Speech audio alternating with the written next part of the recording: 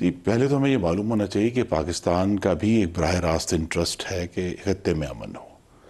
हमारी economy effect हुई है, आपके नाजरीन बड़ी अच्छी तरह जानते हैं। पेट्रोल की कीमतों बीच में एक बिजली का भी आपको तात्तुल आया था। और ओवरऑल पाकिस्तान जैसे प्लास्टिक का दाना इंपोर्ट करता है और चीज़ें इंपोर्ट करता है, तो उसमें बहुत एक कीमतें बढ़ी हुई हैं पूरी दुनिया में। लेकिन पाकिस्तान के पास जो एक यूनिक रोल आया है एक मीडिएटर का, जो अमेरिका और ईरान का, कि हमें दोनों ममालिक का अल्हम्दुलिल्लाह एतमाद हासिल है उस डिप्लोमेसी की वजह से, जैसे जो प्राइम मिनिस्टर शहबाज शरीफ और फील्ड मार्शल आसिम मुनीर ने किया।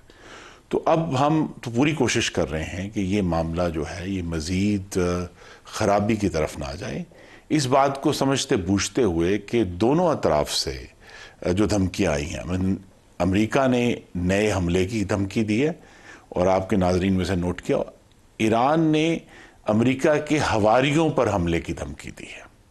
उन्होंने अमेरिका के ऊपर बात नहीं की कि अमेरिका पर हमला बना, उन्होंने कहा हम आपके एलाइज को हिट करेंगे।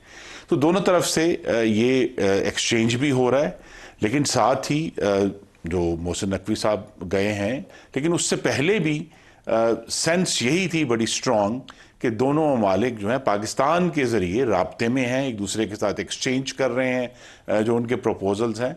तो मैं तो इस मामले में अभी भी पहले भी आपके शो में हमेशा जो है वो खुशगुमान हूँ कि ईद के बाद इस्लामाबाद में एक और राउंड होगा जिसमें कम से कम एक जंग बंदी और आबने हुर्मुज़ खोलने का और ईरान के ऊपर से कुछ तमाम नहीं, कुछ पाबंदियां हटाने का एग्रीमेंट होगा। बिल्कुल सही है।